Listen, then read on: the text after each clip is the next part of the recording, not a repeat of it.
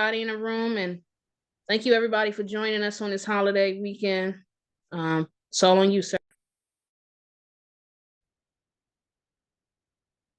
Okay, great. Good evening, everyone. My name is C.R. Gibbs. The topic tonight is Benjamin Banneker and the African roots of his science. I begin with a slide from a quote from Thomas Jefferson's note on the state of Virginia. This accurately reflects Jefferson's feelings about Black people and their intellectual ability. What I want to present to you this evening, first of all, is a reappraisal of the first great Black American scientist. I also want to have you in the context of looking at the possibility of what he could have gotten on the African side of his intellectual ledger. In many early books by and about Banneker, much space was given to the fact that he received education and aid from Quakers from the Ellicott. The Tyson's family, another white family, took great interest in him. But what I wish to submit to you is that there was science in West Africa, in the land of his ancestors. And so I would like to share my position that it is possible, given that the land of his ancestors was not bereft of an intellectual tradition. It was likely that he may have received some inspiration, if not some actual scientific tradition, from his parents. And so we give you Benjamin Banneker. This is a Black Heritage stamp from several years ago. And I want to, since I know that most of you want to get right to the meat of this situation, to say that while we acknowledge the work of Europeans and their contributions to the intellectual tradition of Benjamin Banneker, it is possible, indeed, it is likely that he received information about the existing state of scientific inquiry from folks on his father's side. Now, we have to understand that while he did not personally know his grandfather, who is sometimes called the African, we believe that he received some knowledge of his ability from Molly Welsh, the putative, his great grandmother, who was a white indentured servant. And he also received information about Africa from his father as well. And I'm talking about Robert Banneker. Remember, his parents were Robert and Mary Banneker. The Banneker name, in fact, comes to us more than likely from the area of the Senegal, and there is linguistic evidence discovered by Silvio Bedini and others that it is likely that he may have been of Wolof ancestry. While we look at the man who was involved but did not draw the lines for the nation's capital, nevertheless, we acknowledge, and while I'm talking about it, no, he did not build the first clock in America. It is nevertheless important for us to understand and to salute anyone who could do the kinds of mathematical computations he did. He received very little education and information in a formal sense. He may have attended a school near his farmhouse in what is now Oella, Maryland, but he was an autodidact. He was a man who taught himself. And so his reputation had begun to be established and widely disseminated by the time that he began to work with one of the Ellicotts on the surveying of the District of Columbia at land which looked pretty much as you see here. It may not look like much like this today, and for the children, um, I'll give you a way to work this sort of thing out. On the far right center, we're looking at what we now call Roosevelt Island. We can also see that um, it looks a far more bucolic than it does today. And for the kids, they're usually amazed that DC looked a different way from the way that they're used to seeing it. It is amazing. I remember a story from when I was speaking at the Douglas home, and the young people who were on the tour just knew with certainty, the certainty that youth gives, that Frederick Douglass was an old man. We said, why do you think he was an old man? Because he was born a long time ago? No, they said he's an old man because he only had a page. That was as far back as these kids went in terms of going in the Wayback Machine and literally discovering how people long ago lived. But we had to mention to them, no, he did not have a computer. He did not have a pager, which was almost unfathomable to these young scholars. But they were about to learn about Frederick Douglass, learn that people were not living in ruts in the ground, that you could have a decent level of living, and that physically the world changes over time. This is an artist's conception of a portion of the island of Manhattan, somewhere near 7th Avenue. And DC had its own outdoorsy look, particularly around the time that Banneker was there and doing the computations that it took to give us the broad streets and avenues that we enjoy today. But what we must understand quite clearly is that Banneker's worked against a backdrop of enslavement, and that the 66 acres that would become the heart of the nation's capital uh, came off of the sweat and labor of uncompensated people of African descent. And so, and had this area never become the nation's capital, it's likely that what we praise and vilify at the same time for various urban problems would have likely remained a rural backwater had it not been chosen as the national capital. In its beginning, in its early days, these 60 plus acres contained more than 20 plantations, again, worked by the uncompensated labor and sweat of enslaved Africans. As we, let's say, swing from the upper left to the lower right, we have Georgetown, and next to Georgetown, as we come through what we might call the third ward in upper northwest, we have a patent of land called the Widow's Mite. We have the Jamaica and Port Royal. But in the interest of time, let's go down closer to the mall and the wharf. Coming down to the water where you'll see the Potomac on the left. One of the land patents is called Cern Abbey Manor. Okay. Come down a little bit more and go to the right, and we will see the Hoop Yard, and we'll see New Troy, and we'll also see a couple of names that might be familiar to you. In the New Troy patent, we have Daniel D. Carroll of Duddington. If you have one day when the weather's fine and you have nothing else to do, I wish you would hop on the Metro and go to the Capital South Metro Station and come out. There's only one way in the Capital South and one way out.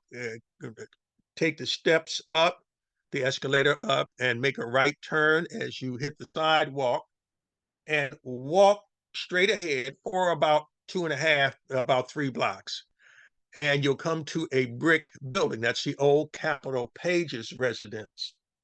But if you stand in front of the steps to the Capitol Page restaurant and sort of cock your vision to the right, you'll see a street sign that says Duddington Place. Well, that thoroughly English sounding name comes from a tract of land. And this is what you see when you look at the map under New Troy. I showed you that earlier. D. Carroll of Duddington. Well, the Duddington, the name of the plantation there, is that of a man named Daniel Carroll of the famous colonial family of Daniel Carroll, Charles Carroll, and so forth. That area, and if I had to give you a geographical residence, I would say roughly just back of First and F Street Southeast was the where the Duddington plantation stood. So this gives you an idea of how things have changed, how there was a mansion, a rather impressive mansion on Duddington Place owned by the Carroll family. And in that regard, it reflected the view and it reflected the lifestyles of well off slave owning whites. Now, as we walk down the street, as we turn our back on the Capitol Page residence and we walk toward the river, you would in those days be able to perceive it quite soon and suddenly. You would see that there's another plantation I will have you take note of as we move toward the river. And you would have seen a mansion house owned by a gentleman who owned much of this land that you see here. For until the late 1800s, the banks of the Potomac River were much closer to the White House than they are today. You'd have the Washington Canal soon to come, and later deemed a health hazard, the canal was filled in by 1872. But if we go back to the plan of Lafayette, he had designed this area to have a number of, if you will, palaces and so forth.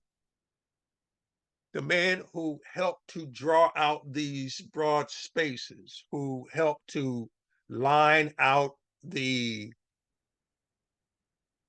what we would call the streets and boulevards. Banneker played a role in that. But go with me here just for a second. Most of you will know where 17th and Constitution Avenue is.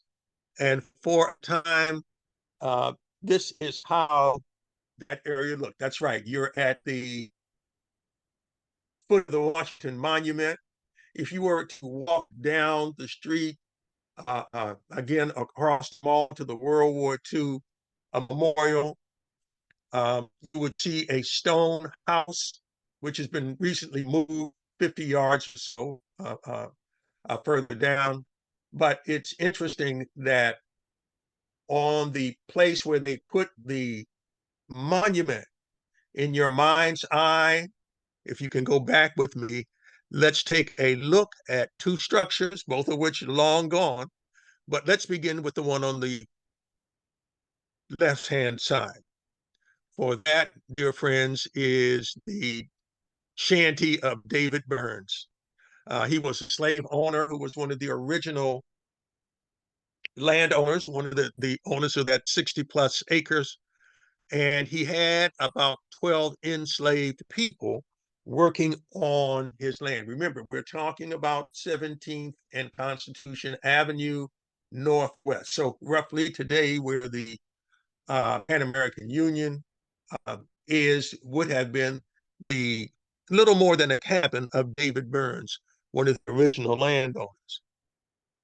Not far from there and not far in terms of time, you'd be able to soon look across and see the Van Ness Mansion. And that's the highlighted item on your right-hand side.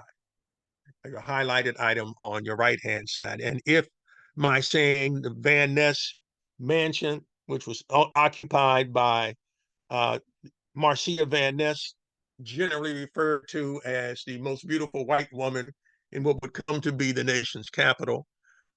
She married well. She married well. And this is what you'd be looking at had it were it still with us today. So we have the Van Ness Mansion. And again, if you were more familiar with the area, we would be talking about at 17th and Constitution Avenue, roughly where the Pan American building now stands. Okay.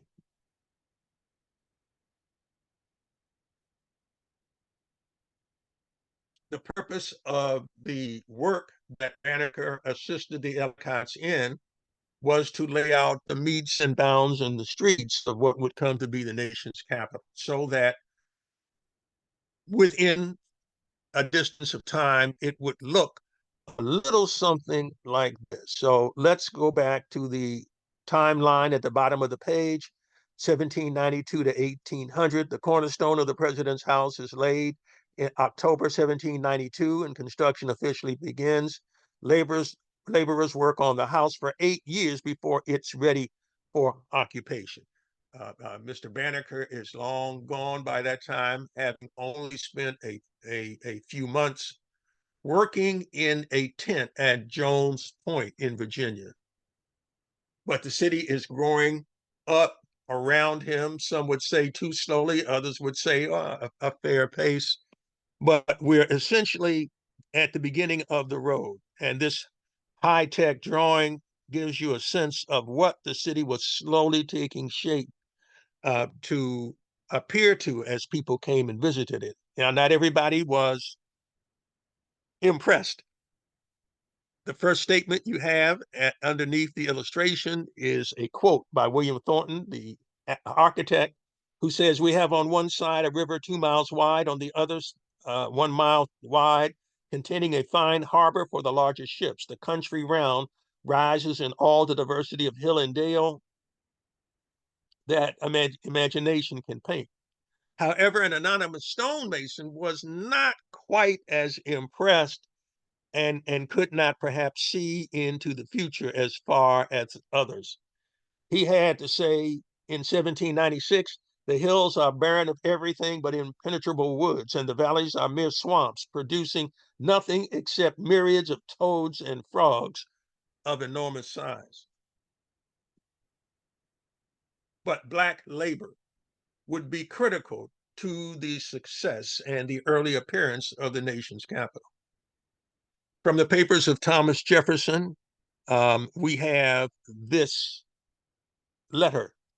It is from the commissioners of the district writing to Thomas Jefferson, and they go on to tell him that with the laborers, a part of whom we can easily make up of Negroes and find it proper to do so, those we have employed this summer have proved a very useful check and kept our affairs cool. Even here at the beginning of the birth of this city, people are well aware of the racial dynamic, and useful check and kept our affairs cool would appear to me to be a reference to the veiled or perhaps more direct threat that if the obstreperous Irishmen or the cantankerous Germans or any other European workers decided to organize for strike, that the close proximity of uncompensated labor in the person of Black workers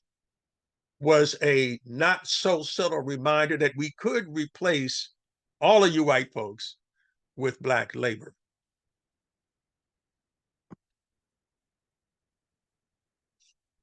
Periodically, during the survey portion, the workers met at a tavern in Georgetown called Suter's Tavern, or also known as the Fountain Inn.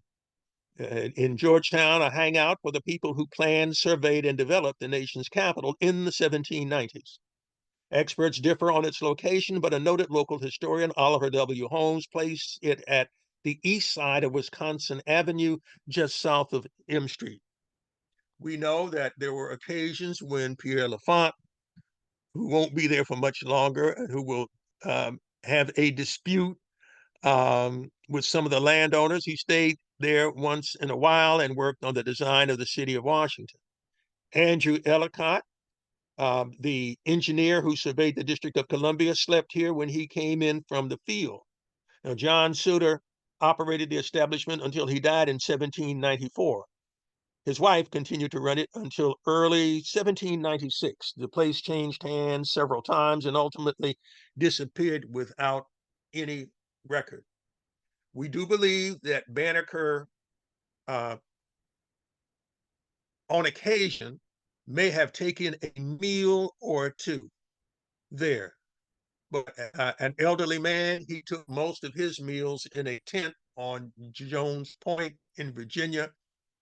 And if he did eat there, it is extremely unlikely that he sat at a table with perfect equality with Lafont and Ellicott and the others. That would have violated what would come to be known as Jim Crow protocol. The readings that Benjamin Banneker took helped to lay out the affairs of the city and the structure of the boundary stones of the District of Columbia. There were 40 stones, roughly a mile or so apart, 10 and 10 and 10 and 10 on each side. And yes, most of them are still in the same place that they were in the 1790s. For the more adventurous of you, I would say take your time and go out Pennsylvania Avenue to Southern Avenue and make a left. And within a few moments on the sidewalk or pavement, you'll see one of those original boundary stones on the right-hand side as you go up. And again, that is going Pennsylvania Avenue southeast, going up that long hill to Southern Avenue and make a left. And you'll be able to find it. If you do not wish to extend yourself to that extent, there's a website called boundarystones.org that you can visit and see more information about the present arrangement. But imagine, if you would, that as a result of Banneker's computations, and again, I would have you look at the very bottom of the drawing that says Jones Point Lighthouse. Jones Point Lighthouse. That's at the very bottom, coming to a point. There is remains of a lighthouse at Jones Point. We believe that he spent most of his time in the tent, making his astronomical observations, doing his computations, from which the lines would be drawn. Now, what do I mean by this? Well, we know from the book, one of the books about this period, that for years there were people who said, well, we don't know if Banneker actually took part in this sort of thing. We don't have paperwork. Well, now we do. In the 1980s, the record of expenditures finally surfaced when the collection of Thomas Jefferson's papers in the manuscript division of the Library of Congress was reorganized, and the missing record was found among them in the form of a summary of expense vouchers Ellicott had submitted to the commissioners. The vouchers had been approved and compiled by Thomas Cook, bookkeeper to the commissioners, who in turn sent the account to Jefferson, where it remained among his papers, titled Expenses Incurred on Surveying the Experimental and Permanent Lines of the District of Columbia, incurred from February 4th, 1791 through the month of December 1792.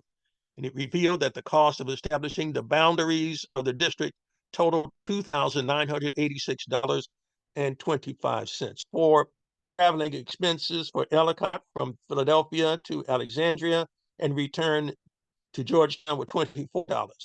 Ellicott also advanced cash to Benjamin Banneker's expenses from and to Georgetown, and whilst in Georgetown, in the amount of $60.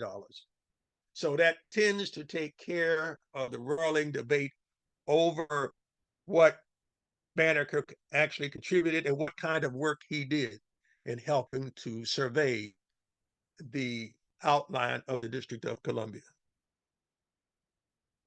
But for those who might still have a skepticism, here is a copy of the paperwork, and it reads, for those of you with very good eyesight, exactly as I read it to you. If you come down to about the middle of the page, I have highlighted, it said, to ditto, pay Benjamin Banneker's expenses from and to Georgetown and whilst at the town. And we have on the far right, I hope you can see this, 60.0 or roughly $60. So we have, and now you've seen a copy of the original paperwork. So we know that he worked for a few months on the project. I can imagine that it was physically burdensome for him. And nevertheless, he did stick with it. We believe that he was perhaps more interested in planning his almanacs, continuing his observations of the heavens, but there were still things here that needed to be done. And there are scholars who believe that he probably attended the cornerstone, named the cornerstone of DC. While the survey of the preliminary lines was in progress, President Washington decided to check on things. Arriving on the morning of March 28, 1791, he met with the three commissioners and he rode out to the survey camp. The president and his entourage had dinner at Suter's Tavern. Afterwards, Mr. Washington looked at Ellicott's drawings and expressed his satisfaction. Benjamin Banneker and Andrew Ellicott located the starting point for the boundary of the federal district at Jones Point in Alexandria, Virginia, in early April 1791. And immediately, Mason's Lodge number 22 of Alexandria, George Washington was a member, planned an elaborate ceremony to lay the cornerstone of the district.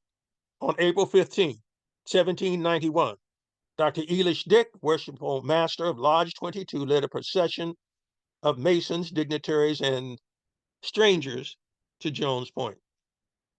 Dr. Dick and Commissioner Stewart set the stone in place. Then corn, wine, and oil were sprinkled on it as a part of the Masonic ritual. Reverend James Muir, the lodge chaplain, gave a speech. In 1855, the government did in fact build a lighthouse at Jones Point. Its seawall covered the cornerstone. And 64 years later, somebody found the cornerstone and removed enough stones so that you can see it. And if you are magnificently supple, you can go down to the Jones Point Lighthouse and take a look at the cornerstone. We believe that it's more than likely Banneker may have been at the ceremony, although we do not have descriptions, not yet located at least, that he attended. No one seemed to take notice of him. What did these boundary stones look like? Well, they were four-sided square stones with inscriptions on all four sides, and it's you're looking at now. Okay. On January 1st, 1793, Ellicott submitted a formal report certifying that the boundary survey had been completed and the markers or stones set. Banneker has left by this time, but already the boundary stones, again, one other shortcut. If you're familiar at all with Bladensburg Road, and you're at Bladensburg and Eastern Avenue, you have the district line, and the city is behind you. Make a left. Yeah, you'll be almost on the grounds of Fort Washington Cemetery, but make that left, and when you come down to Newton Street, you'll see one of the boundary stones in a little cage, a metal cage. You can look, please don't go in people's yards, but you'll be able to see it from the street corner if you wanted to see it. And you can still make out on several of the boundary stones the inscriptions that were chiseled into each side of those boundary stones. But as I say, it's important to understand that this was considered a major historical event. This is a newspaper article from the Columbian Sentinel, um, May 7th, 1791.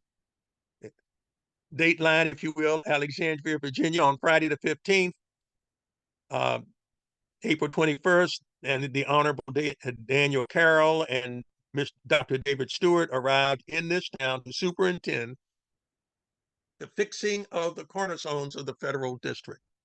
So here you get a sense of what it was like. May the stones which we are about to place in the ground remain as immovable monuments of the wisdom and unanimity of North America. And then they proceeded to Jones Point.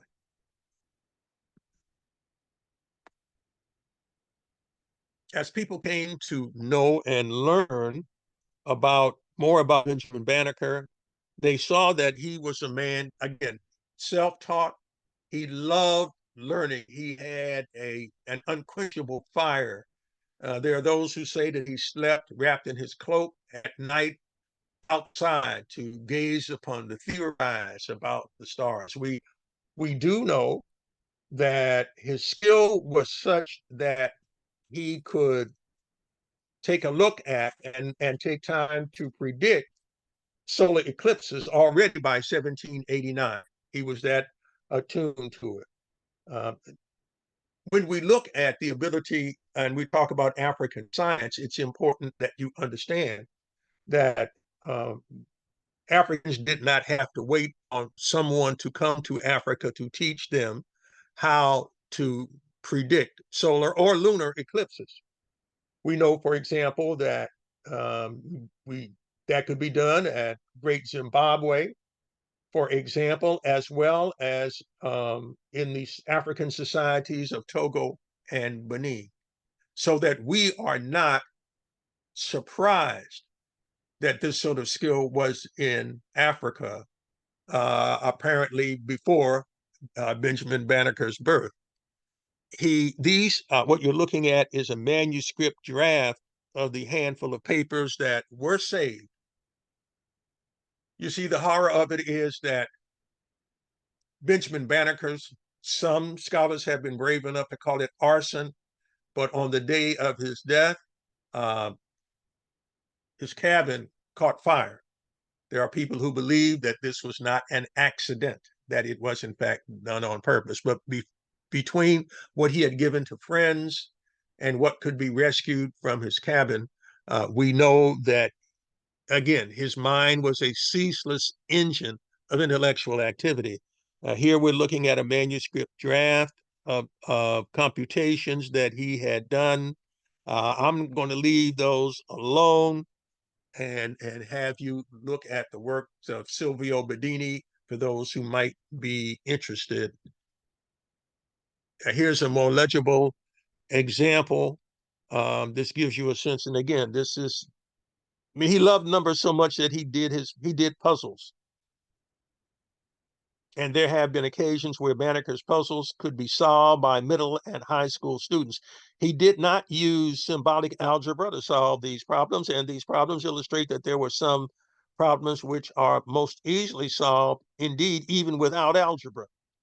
But the mathematics departments at some high schools sponsored contests to see if the young people could solve these problems.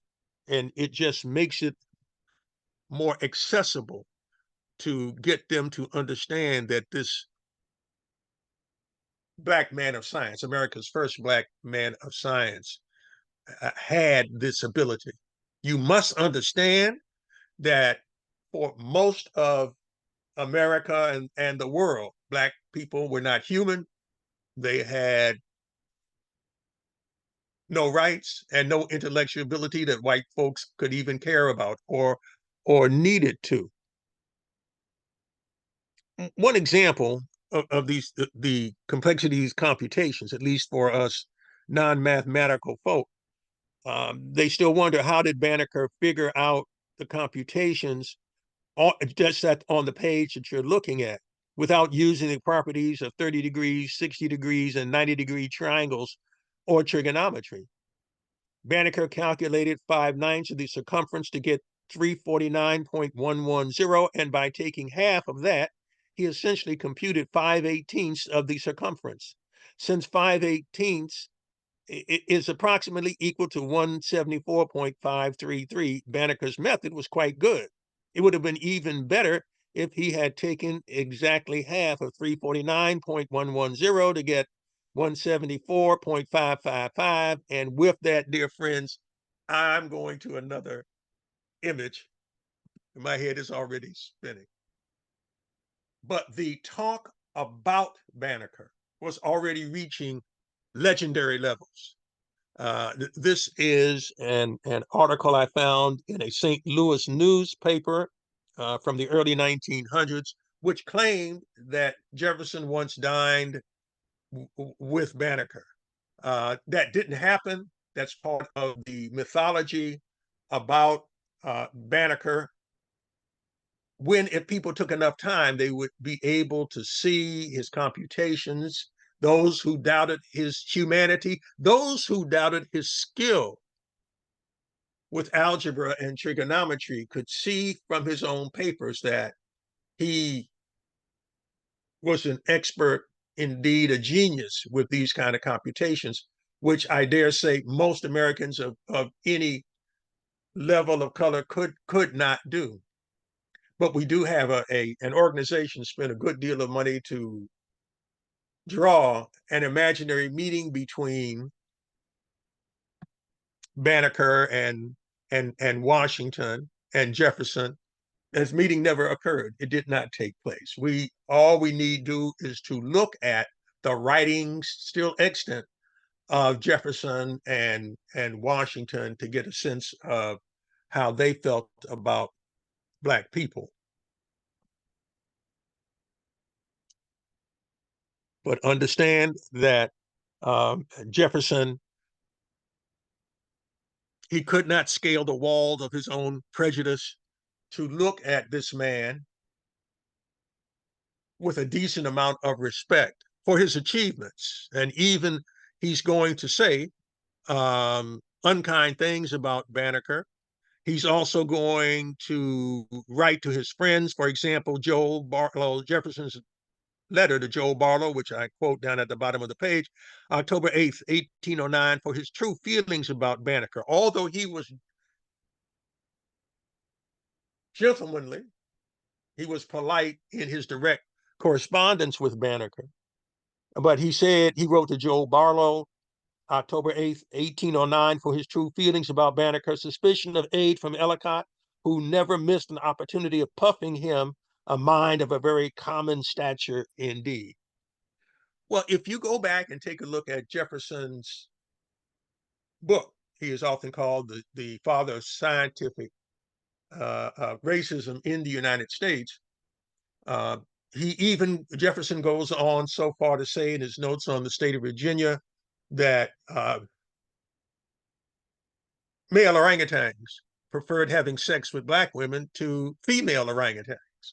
It gets that bad. It gets that bad. When I say that he could not scale the walls of his own prejudice, he couldn't do it. But it is of little doubt that when he ran across Banneker, and Banneker's another thing Banneker's not given credit for, is his desire, his courage to stand up against the racial opprobrium that he encountered. It seemed to swing alternately from a little praise to a lot of hate. But that did not deter friend Banneker. This is his letter to Jefferson. He said, "Sir, I am fully sensible of the greatness of that freedom which I take with you on the present occasion, a liberty which seems to me scarcely allowable. When I reflected on that distinguished and dignified station in which you stand, and the almost general prejudice and prepossession which is so prevalent in the world against those of my complexion." I suppose it is a truth too well attested to you to need proof here that we are a race of beings who have long labored under the abuse and censure of the world, that we have long been looked upon with the eye of an eye of contempt, and that we have long been considered rather as brutish than human and scarcely capable of mental endowments. Sir, and again, this is a letter from Banneker to Jefferson. Sir, I hope I may safely admit, in consequence of that report which hath reached me, that you are a man far less inflexible in sentiments of this nature than many others, that you are measurably friendly and well disposed toward us, that you are willing and ready to lend your aid and assistance to our relief from those many distresses and numerous calamities to which we are reduced. Now, sir, if this be founded in truth, I apprehend you will embrace every opportunity to eradicate that train of absurd and false ideas and opinions which so generally prevail with respect to us, and that your sentiments are concurrent with mine, which are that one universal Father hath given being to us all, and that he hath not only made us all of one flesh, but that he hath also, without partiality, afforded us all the same sensations and endowed us all with the same faculties, and that however variable we be in society or religion, however diversified in situation or color, we are all of the same family and stand in the same relation to him. Little credit is given Banneker for gently upbraiding Thomas Jefferson. And part of his letter is, Sir, if these sentiments of which you are fully persuaded, I hope you cannot but acknowledge that it is in the indispensable duty of those who maintain for themselves the rights of human nature and who possess the obligations of Christianity to extend their power and influence to the relief of every part of the human race from whatever burden or oppression they may unjustly labor under. And this, I apprehend, a full conviction of the truth and obligations of these principles should lead us all to. And he says that if you have love, then that love for yourself should extend to other members of the human family. This is Banneker's letter to Jefferson, and you may look it up at your, as you may Jefferson's notes on the state of Virginia. But the presence of Banneker, even if there are legends building up, in those days, we heard about a certain president who chopped down a cherry tree, it was alleged, and he had to own up to it, saying he could not tell a lie. This same president hoisted a silver dollar or silver coin across the Rappahannock or the Potomac, depending upon your source. While we don't believe these are rock ribbed truths, these were the days of legends about heroes and some famous people. And certainly nothing captured the attention, certainly of the Black community and a few people whose liberalities and liberal mindset allowed them to look at Black people as human beings, begin to hear about Benjamin Banneker. And this is an article from the Cleveland Gazette written in the late 1880s about the great American Negro astronomer, a historical sketch of a remarkable man. The Negro stands at the white man's door and asks for schools and school teachers. Are you, demand demands the white man in return, a being of sufficient intelligence to be worthy of a good schooling? To answer that question, permit me, a lover of the colored race, to tell something of one Negro's history which may stimulate your sense of justice. Justice, I say, for the system of American slavery, which made the soul of the Black man darker than his skin with law-enforced ignorance, was the work of the white men. What our white people did wrongfully to their Black brethren in former times, it is but just that we should set right to their children in these our times.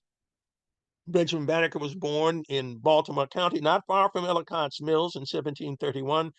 His father was a slave and by all accounts a native African. His mother was a free mulatto. She was a woman of great energy and industry and a true-hearted wife and mother. Very soon after her marriage, she purchased her husband's freedom, no doubt from the proceeds of her own toil. And so this is how an African American newspaper called the Cleveland Gazette began to limn out the beginnings of Benjamin Banneker and his story. The Banneker farm was in a place we call today Oella outside Baltimore, Maryland. It had been in the family perhaps 2 generations. It would be there that Benjamin Banneker would begin to craft his historic almanacs. And this is the first one. When I did a presentation on Banneker at the Library of Congress, I will never forget that they were kind enough to bring out a copy of the 1792 Benjamin Banneker's Pennsylvania, Delaware, Maryland, and Virginia Almanac and Ephemeris. They were necessary publications, regardless of who did them. As a farming nation at this time, farmers needed to know about the rain and the movement of the sun and stars, the influences on crops and what have you. And so for the year of our Lord, 1792, being the bisextile or leap year and the 16th year of American independence, which commenced July 4th, 1776. And you see what it says, containing the motions of the sun and moon, the true places and aspects of the planets, the rising and setting of the sun and the rising and setting and southing, place and age of the moon, the lunations, conjunctions, eclipses of the moon, the judgment of the weather and festivals and other remarkable days. Inside Banneker's almanacs were proposals for Department of the Interior. It's amazing that he would have these things, the Department of Peace. And while folk may say, well, they were just fillers for his almanac, nevertheless, he apparently had no objection to these kinds of ideas. Here's another one. This is from 1795. Banneker's New Jersey, Pennsylvania, Delaware, Maryland, and Virginia Almanac, or Ephemeris, for the year of our Lord, 1795, being the third after leap year and 19th year of American independence, where you kind of get the idea. You see what these books contain, the motions of the sun and moon. These are computations that he took great pleasure in computing. And they served as a refutation of all of that, those people whose opinions did not allow Black people to have a heart and indeed perhaps not even a soul. And perhaps the most favorite one, for we get a chance to look at a signal image of Banneker from the time that he was alive. And again, Benjamin Banneker's Pennsylvania, Delaware, Maryland, and Virginia Almanac, year of our Lord, 1795. He had affiliated with people who would print these almanacs, and there were 5. And so my position is that you consider, just as he was able to compute eclipses, that the computation of astral, if you will, or astronomical phenomena was known in Africa, that these African people, even in the dense and dangerous and deadly confines of enslavement, left behind evidence of their African ancestry. We go now to Maryland. It's not that long ago that a clay bundle left in a roadside drainage channel in colonial Annapolis held evidence of African spiritual practices transplanted directly to North America. This 300-year-old artifact, which included lead shot, pins, nails, and a stone axe, could be representative of any number of West African cultures, such as the Yoruba. Unlike other spiritual caches found in excavations at Annapolis, This one appears not to have been influenced by European traditions and was not hidden under a hearth or in a corner, suggesting a surprising tolerance of African religion at this time. And yes, this is from Archaeology Magazine, January, February 2009. We have other examples of what the enslaved life is like, even though people were full of the ugly presumption that we had no culture, that we brought nothing with us, that we had to be trained for many of the arts of practice. They never seemed to explain or how it was that we built houses and buildings and palaces here, that we find examples of African influenced plantations. If we look in the Mississippi Valley, in Louisiana, so that we can clearly tell where the African oriented building units existed inside of what one example for those of you would be the Destrehan plantation in Louisiana. So despite the popular belief that we brought nothing, that we had no skills, that other people had to train us in the basic skills, not what the historical record suggests. And Banneker, again, in his own line, continued to experiment with mathematical problems. Here is a transcription from the bottom middle of the page of Banneker's practice problems. Require the lengths of the sides of an equilateral triangle inscribed in a circle whose diameter is 200 perches with a general theorem for all such questions. Now, a perch, not the fish, was a unit of measure in those days. And so bear that in mind as we go along. Solution of the above problem 10, 3.142. That one ought to strike some of you as a little familiar. I'll let you work on that. Okay, as we go along. Maybe someone will tell me by the time we end the presentation. This is a trigonometry problem from his notebook, okay, and from his astronomical journal in the 1790s. This man was amazing, given so much of what he was able to prove and compute. He had not been previously trained at to any great depth. When we take a look at much of the inspiration for his work, one example is one that he speaks about in a dream that had come to him. And I'm having you look at two images on the page.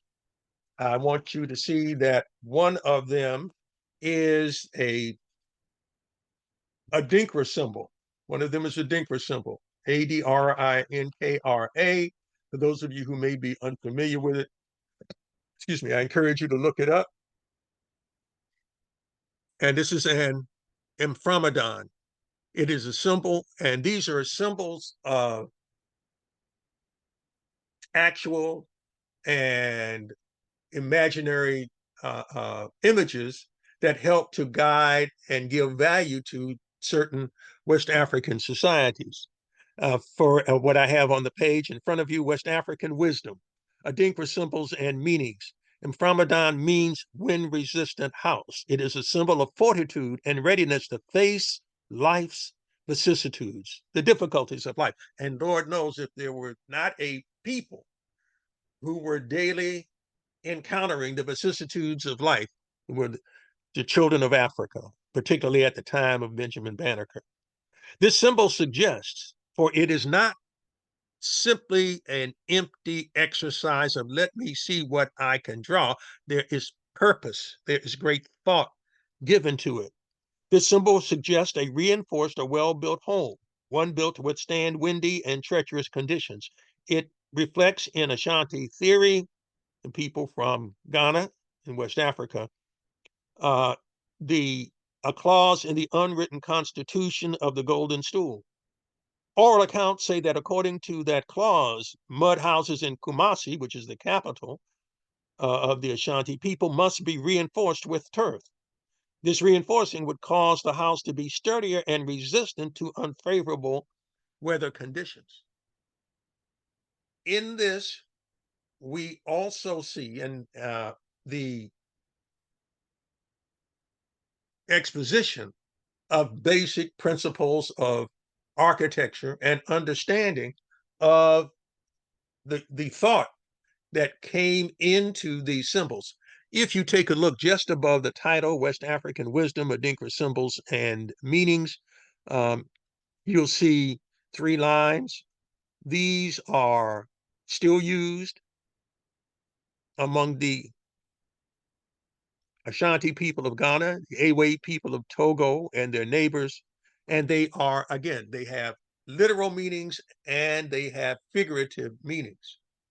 We also know that Banneker, in addition to at least being somewhat aware of these figurative symbols, dreamed about them.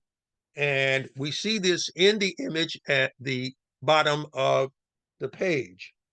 And what we're looking at is a quincunx, Quincunx. It is a design or geometric pattern featuring 5 elements in a specific arrangement that is widely known to measure the shape of the soul. These were common religious symbols in west parts of West Africa. So I wanted you to understand this and know that we again did not labor in ignorance prior to outsiders coming to Africa, that we were inventive, that we were uh, accretive, that we were dynamic, and that we invented on our own. And coming up with different cultural aspects and leads, we gave so much of that to the new nation of America. In this drawing, painting, we have several examples of African gifts to America. Not only do we have what may be a ring shout or certainly an African dance, we have the use of the stick, which we would see in African culture and in terms of stick fighting and other things. As we move from left to right, we have the banjo or banjar or banzar, which even Thomas Jefferson acknowledged was an musical instrument of African derivation.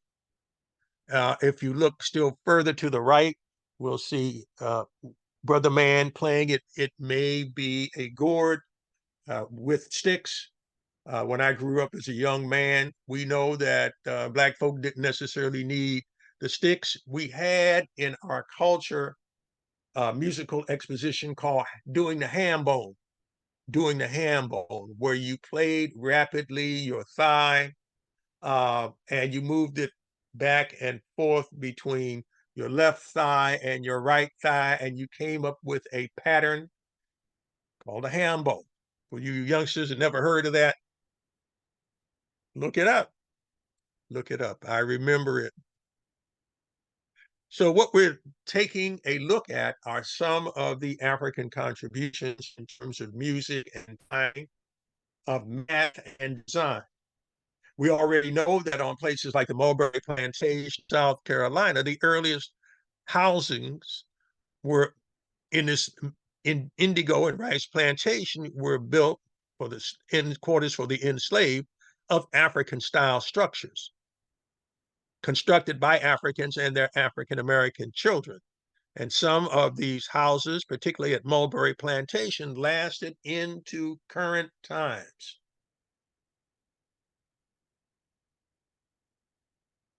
For remember, even though we sometimes forget, I've had children in schools tells me that they don't want to be affiliated with Africa because there was nothing good there or nothing good came from there.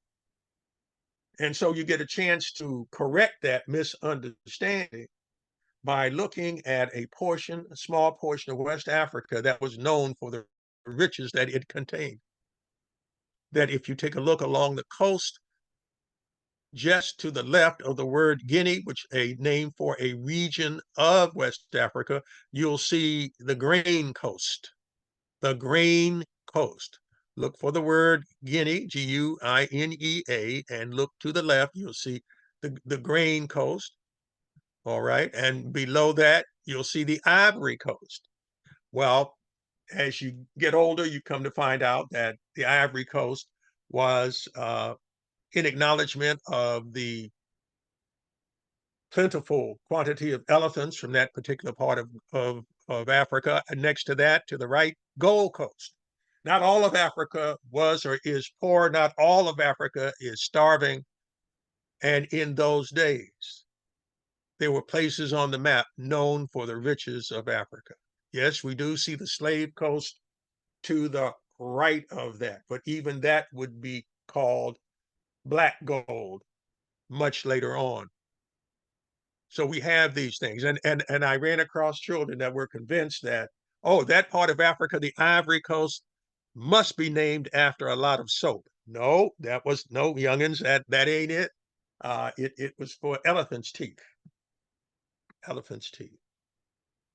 This also lets us know that Africa was not shut off. If the concept of darkest Africa, when in fact the only thing dark about Africa was our ignorance of it, that for some reason there were people who were moving along countless years old caravans that we see here on the upper right, alongside the slave trade, which bled Africa of millions. We also had convoys that were going to the north and to the east, carrying the riches of interior Africa to the rest of the world. We know that African woods and gold were used in some of the great Renaissance productions of art during the time of Da Vinci and indeed even later. We influenced America in other ways, and one is the linguistic survivals. These are just a few. We'll go through them very quickly and give you examples of how it is that African words continue to impact American speech several hundred years after their introduction. Mulambo, a Bantu word for currency or money. Anyone living in this area might be familiar, particularly if they're familiar with the art of Chuck Brown, that he's saying about the Americanized version of Mulambo, which is moolah. Moolah. I want some money. I want some moolah, y'all. Chuck sang about. Imbanza. Imbanza. A Kimbundu word for the banjo. The banjo, which we've already talked about its African origins. But you say, well, how did it get from the plantations to white America and the Grand Ole Opry and on to Europe? A young white man named James Walker Sweeney was taught by the Africans on the plantation how to make and how to play a banjo. He took those skills into the halls of Europe, the music halls of Europe, and it was spread that way.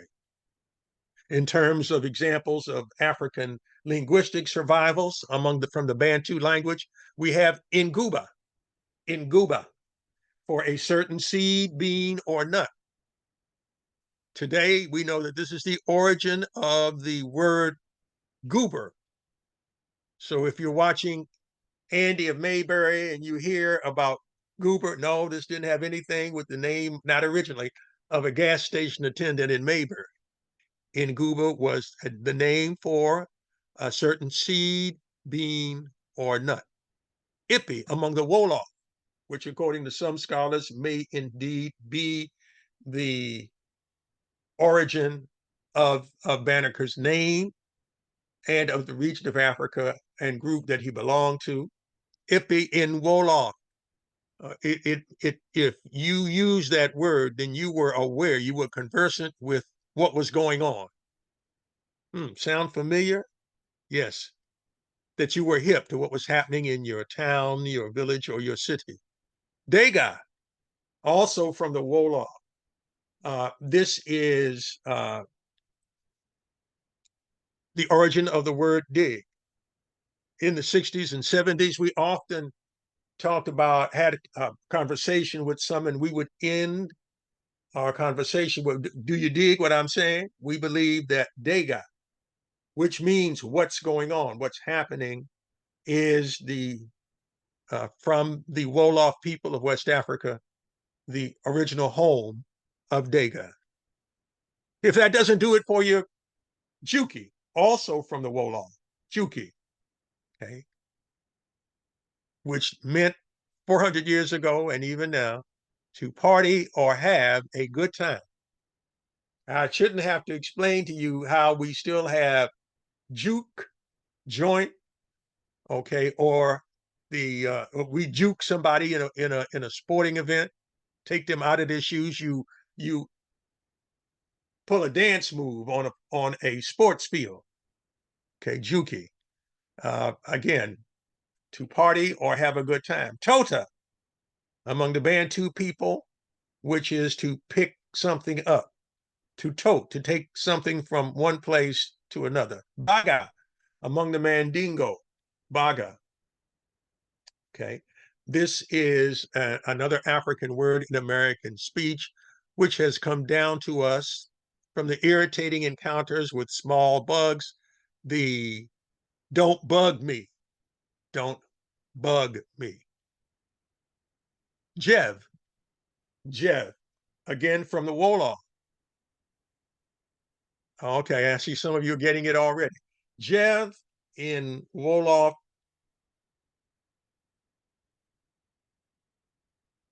Okay, time's up. Okay. To speak foolishly or misleadingly. To speak foolishly or misleadingly. That has come down to us as what? Jive. To speak jive. Somebody might have used that in the most recent month. Ammonium, a different word, but of African origin, comes to us from ancient Egypt. The next word is a name for an astonishingly vivid and durable wood. What might that word be? Sound the words out, sound the letters out. HBNY, folks. Hebony. Hebony. And finally, Nini from the Mindi people of West Africa. In that context, linguistic and cultural, it did not mean someone who is silly or stupid. Oftentimes, if a young, inexperienced mother had a quarrelsome baby, the elder women would tell the young mother, girl, give that baby some ninny. Give that baby some ninny. That should quiet the child down. So we know that this was a term used among the Mindi people for a woman's breast or breast milk. Another way we begin to see the depth of African culture is by studying geometry. For we see that a branch of geometry, fractal geometry, and here's the book, so you can take notes and look it up. Modern computing and indigenous design. We find examples of that in many different cultures. But as usual, Africa oftentimes isn't given any credit for any of these. But we find in world culture that anthropologists have observed that patterns produced in different cultures can be characterized by specific designs. In Europe or America, we might see cities laid out in a grid pattern of straight lines or right angle corners. another grid, the Cartesian coordinate system has long been a foundation for the mathematics used in these societies. In many works of Chinese art, we find that hexagons with extraordinary geometric precision are found in their cultural displays, a choice that might seem arbitrary were it not for the importance of the number six in the hexagram of their fortune telling system, the I Ching. Fractal geometry is a branch of mathematics that studies self similar shapes and structures where patterns repeat themselves. If we take a look at the braiding system employed all over Mother Africa, we see displays of fractal geometry, and it lets us know that these designs were not accidental or intuitive, but design themes that evolve from cultural practices and societal structures. So it's important that we understand that this is a display, even as controversial as displays of Black culture often find themselves to be in this country. Fractal geometry has served as the basis for the designs of African fabric or even African cities, as you see on the right-hand side of the top part of this illustration, let alone that you find it recurring all the way down to almost infinity in terms of fractal geometry. I know many of you are familiar with Mandelbrot, but there were other people working on this. So all along the curve of West Africa, we look at this area as the potential genesis of certainly Benjamin Banneker and of course of millions of enslaved people who brought this culture to America. We know that this area was for a time rich, settled, sophisticated. But we have no better exemplar than the writings of Kwame Nkrumah of Ghana, the autobiography of one of the first great Pan-African leaders. This is what he had to say on the ancient African nation of Ghana. In the very early days of the Christian era, long before England had assumed any importance, long even before her people had united into a nation, our ancestors had attained a great empire which lasted until the 11th century, when it fell before the attacks of the Moors of the north. At its height, that empire stretched from Timbuktu to Bamako, and even as far as the Atlantic. It is said that lawyers and scholars were much respected in that empire, and that the inhabitants of Ghana wore garments of wool and cotton and silk and velvet. There was trade in copper, gold, and textile fabrics, and jewels and weapons of gold were carried. This, I submit to you for your cogitation, serves as the basis for high science and government in West Africa, even before Benjamin Banneker's time. We also find that the dotted lines indicate caravan routes. West African commodities such as ivory, gold, salt, and captives were shipped north in exchange for ceramics and semi-precious stones brought in from the wider Mediterranean world.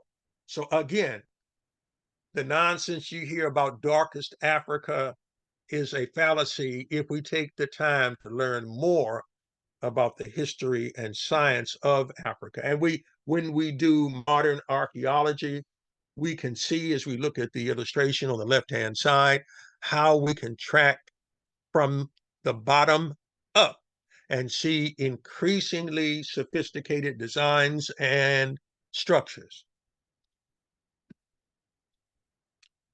From the 14th century AD, we have the trading entrepot of Timbuktu in West Africa, but we also have other places. Before there was a Timbuktu in the 14th century, there was a place called Tadmaka, a entrepot in the Sahara Desert.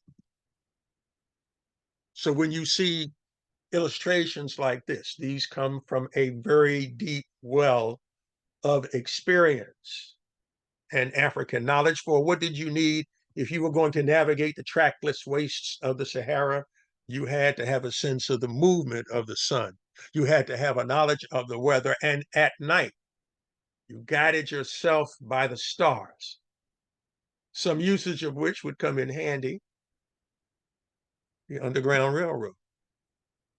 In terms of weighing and measures, West Africans developed currency. This is what we call blade currency from the Lokele and Turuma people, from the Lomani and Lualaba rivers in the Democratic Republic of the Congo. We have the trade, weighing, and measuring in metal blades.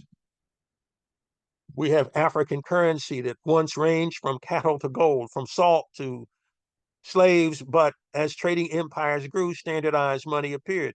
With beads or spearheads, the Africans could buy food and clothing for an agreed upon number of shells, goats, or special bride price objects. We know that in Northeast Africa, there were African polities that minted their own coins. This is a key, rather ornate key developed by the Moors of West and North Africa. So that as we study the civilizations that grew out of and in fact preceded the importance of places in the desert like Timbuktu or Tadmaka, we, by the way, Timbuktu actually named after a Black woman. It was known as Bucktu's Well, as Bucktu's Well. Ultimately, these desert-bound trading centers are going to be supplanted by the riverine seaports. By 1828, instead of a bustling golden city, the French explorer Rene Calais found a mass of ill-looking houses and the most profound silence. Sometimes that happens in the span of man, but today we can find either other examples of the amazing science of West Africa. I give you now, for those of you who may be unfamiliar with it, Benin City. With its mathematical layout and earthworks, it was longer than the Great Wall of China. Benin City was one of the best planned cities in the world when London was a place of thievery and murder. The Guinness Book of World Records as early as the 1970s named Benin City and its surrounding kingdom as the world's largest earthworks carried out prior to the mechanical era. According to the estimates by the new scientist Fred Pierce, Benin City's walls were at one point 4 times longer than the Great Wall of China and consumed 100 times more material than the Great Pyramid of Cheops. Yes, we need to tell our children. We need to sing the history of our ancestors so they don't grow up being educated or never having encountered any positive images of our Africa.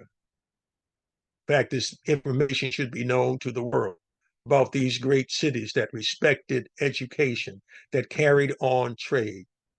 Cities like Timbuktu divided into wards, WARDS, just like other places we might know of.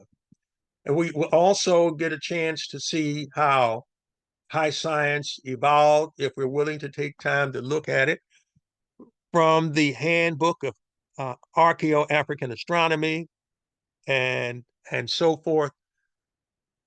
We see that Africans independently invented astronomy and other forms of high science, that they were respectful of the contributions of others who came and helped to preserve this knowledge, as well as often improving on it, from people from the Bamileke, from the Cameroon, and we can go from there to where the Bamileke and other Africans said they came from, their original home in the east of Africa, indeed in ancient Kemet. This square ruler-looking thing was actually just that, a close-up of the scale of the same wooden cubit rod of the Maya from the time of King Tut. There are 28 digits on this 523 millimeter rod, and it certainly reminds me of a square version that perhaps some of us got our palms smacked with when we misbehaved. Ancient Africans knew arithmetic. There were people who did not believe this. This is from the New York Times from the 1950s, and the information about 8,000-year-old African civilization that had an abacus type of calculating device was not immediately revealed to the rest of the world. The Ishango bone, 20,000-year-old baboon fibula with a piece of quartz affixed to one end. It may have been a calculating tool and a writing tool. Who would have believed that Africa had its own beginning of writing and mathematics? In South Africa, we have a baboon fibula or thigh bone, which was a tally stick or measuring stick, in which it is believed by some experts that women may have kept tally of their period. We have many other things that make the eyes and the intellect water when we look at the early history of Africa.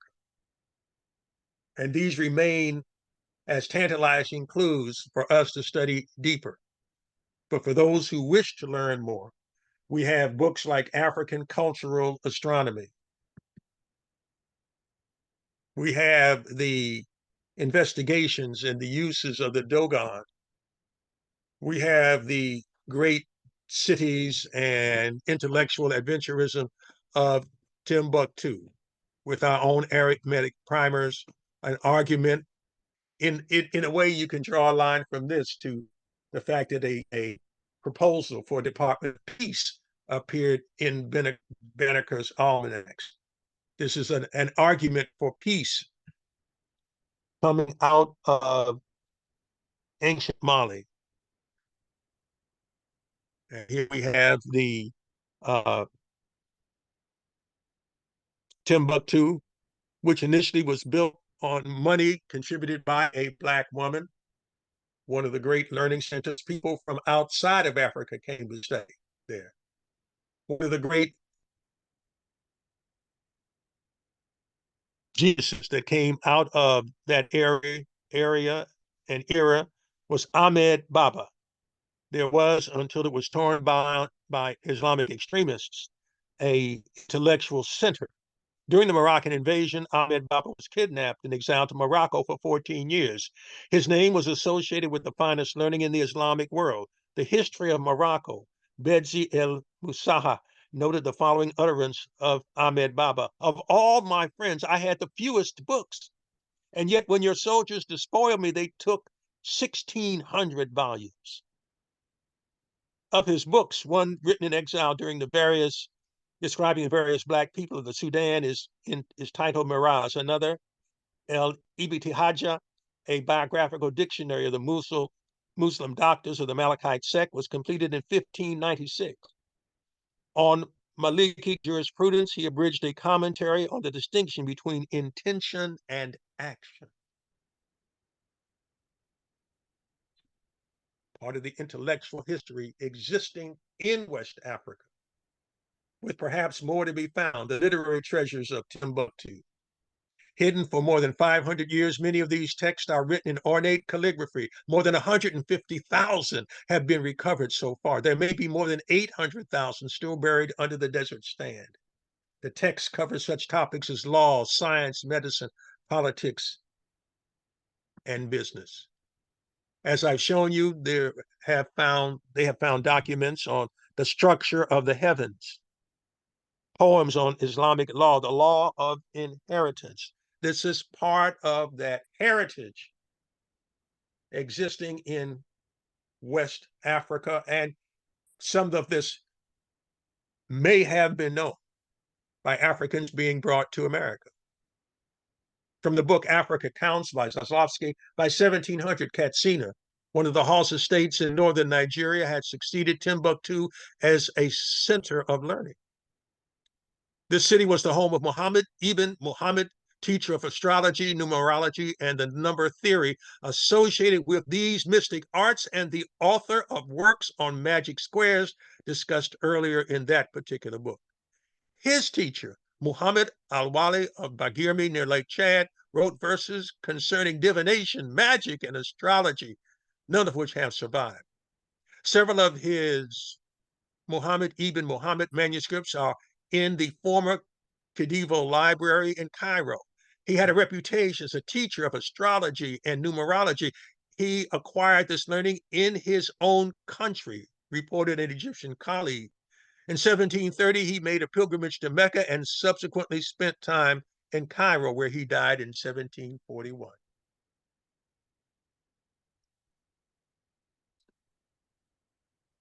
As Banneker's reputation grew even after his passing in 1806, he was always honored and respected because it was his achievements, not the fact that he was the only Black person to achieve it, but that he was a person that showed possibilities, what could be done, even under harsh circumstances, if people of African descent were given a chance.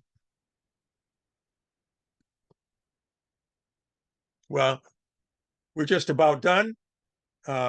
This is one of the many monuments to Benjamin Banneker in Maryland.